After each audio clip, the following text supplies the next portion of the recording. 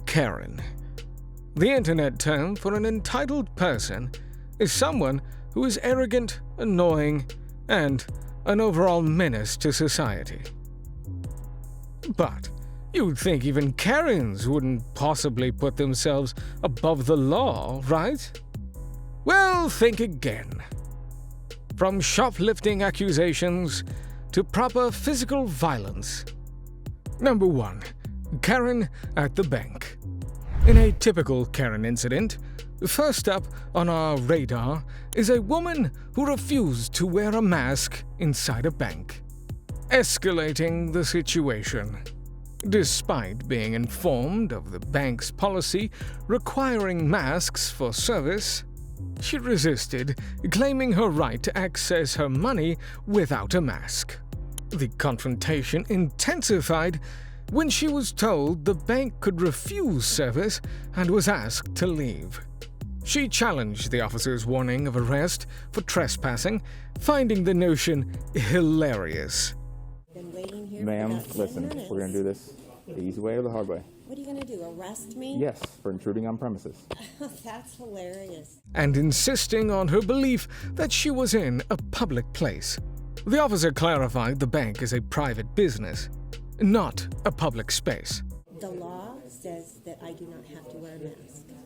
You can not in public, but you're not in public. You're not in public. Yes, I'm not going to argue with you about this. This is not a public place. This is a private business. As the situation escalated, she resisted arrest, leading to her being handcuffed while continuing to resist.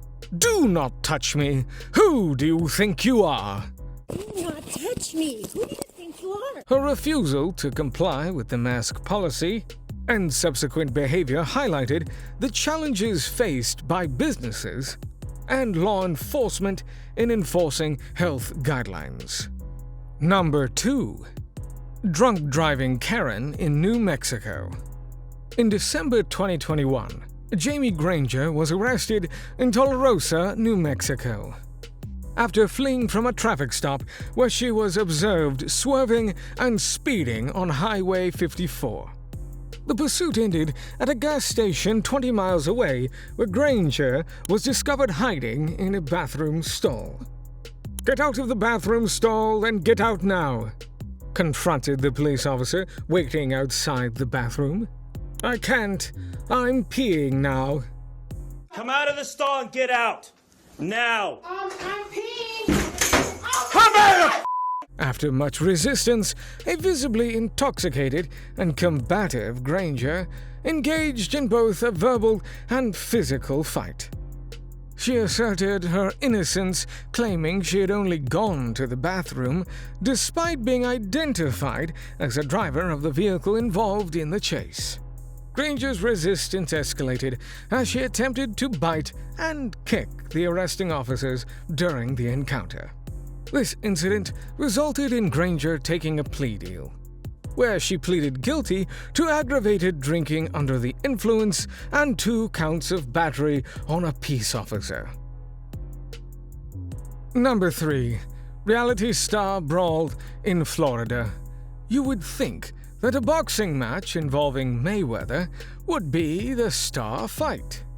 During the event of a boxing match between Floyd Mayweather and John Gotti III in Sunrise, Florida, a confrontation erupted that overshadowed the boxers in the ring. The involved reality star Big Lex and another individual, identified as Jocelyn Hernandez, known for her role in Love and Hip Hop. The public fight attracted the attention of multiple police officers attempting to de-escalate the situation. Hernandez was throwing racist and homophobic slurs towards the officers and others present, just absolutely worsening the conflict. Her behavior escalated to the point where she lost her footing, prompting the officers to physically remove her from the venue by carrying her out by her legs. Despite her resistance and continuous use of slurs, the police managed to detain her. Hernandez was charged with trespassing, battery, and resisting of an officer with violence. Number 4. Trespassing Karen at rooftop concert. You know someone's a Karen when they actually drive the distance to irritate someone. During a small rooftop concert held by a group of friends, an incident occurred involving a woman, subsequently labeled as Karen, who trespassed onto the property, despite being informed, along with all surrounding neighbors, that the event would conclude by 10 p.m. And it was still before this agreed time.